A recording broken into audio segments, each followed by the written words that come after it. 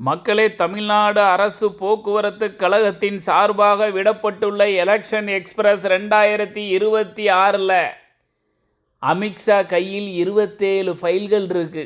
எதுக்கு தெரியுமா? 27 ஃபைல்கள்னு 2 விதமான ஆட்களை வச்சுருக்காரு. ஒன்று ஏடிஎம்கே, இன்னொன்று டிஎம்கே. ஏடிஎம்கேக்கு எடப்பாடியும் அவருடைய குடும்பத்தார் சார்பாகவும் ரொம்ப கம்மியான ஃபைல் தான், 3 to 4 ஃபைல் தான். ஆனால் டிஎம்கே சார்பாக ஏகப்பட்ட ஃபைல் இருக்குது அவர் கையில்.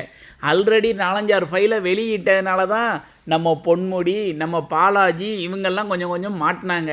இப்போது இந்த ஏடிஎம்கே ஃபைலை எதுக்கு வச்சுருக்காரு தெரியுமா? ஐயா எடப்பாடியார் அங்கே அலைன்ஸு, பிஜேபி அலைன்ஸுக்கு அவர் வரலை அப்படின்னா இதை மெதுவாக வெளியிடுவார். யாருக்கு? ஏடிஎம்கேக்கு. அதனால் ஐயா எடப்பாடியாரும் அமித்ஷாவை பார்க்க விரும்பலை. வெக்கப்பட்டு போய் இவரை போய் என்னத்தை பார்த்து என்ன பண்ண போகிறோங்க நைஸாக வேலுமணியை தள்ளி விட்டார். இது தேவையா? அமித்ஷா செம்ம டென்ஷன் ஆகிட்டார். ஏன் எடப்பாடி வரலன்னு புரிஞ்சுக்கிட்டிங்களா? நயினார் நாகேந்திரன் மேடையில் பேசும்போதே அமித்ஷா டென்ஷன் ஆகிட்டார். கிளம்பு நேராக டிரான்ஸ்லேட்டரை வர சொல்லுன்ட்டார். இவர் எக்ஸ்ப்ளனேஷன்லாம் கொடுக்க வேண்டான்ட்டார். டிஎம்கேக்குள்ள ஃபைல் இருக்குது பார்த்தீங்களா? கிட்டத்தட்ட 20 to 24 ஃபைல் இருக்குது. ஃபுல்லாக டிஎம்கே அமைச்சர்கள் தான்.